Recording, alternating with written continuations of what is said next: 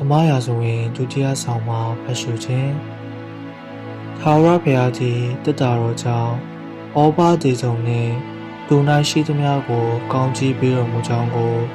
ဒါဝိဒ်မင်းကြီးကြားသောအခါတဖန်သွား၍ဘုရားသခင်၏တက်တာတော်ကိုဩဘာဒေဇုံအိမ်မှဒါဝိဒ်မြို့သို့ဝမ်းမြောက်သောစိတ်နှင့်ဆောင်ခဲ့လေ၏ထာဝရဘုရား၏တက်တာတော်ကိုခံတော်သူတို့သည်6လမ်းသွားပြီးမှနွားနှင့်စူဖြိုသောအကောင်တို့ကိုရှစ်ပူဇော်လေ၏ဒါဝိဒ်သည်လည်းပိတ်တင်တိုင်းကိုဝင်လျက်ထာဝရဘုရားရှိတော်၌အားထုတ်၍ကလေ၏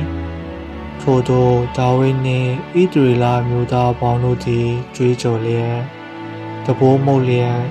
ထာဝရဘုရား၏တက်တာတော်ကိုဆောင်ခဲ့ကြ၏ထာဝရဘုရား၏တက်တာတော်ကိုတွင်၍ဒါဝိဒ်ဆောင်နှင့်သောတဲလေတွင်သူ့နေရာ၌ထားကြပြီးမှဒါဝိဒ်သည်မီးရှို့ရာယင်းနှင့်မိဿဟာယစ်တို့ကိုထာဝရဘုရားရှိတော်၌ပူဇော်လေ၏မီးရှို့ရာယင်းနှင့်မိဿဟာယစ်ပူဇော်ခြင်းအမှုကိုပြီးစီးသောအခါကောင်းကင်ဘုရားရှင်ထာဝရဘုရား၏နာမတော်ကိုမွဲ၍ပရိသတ်တို့ကိုကောင်းချီးပေးလေ၏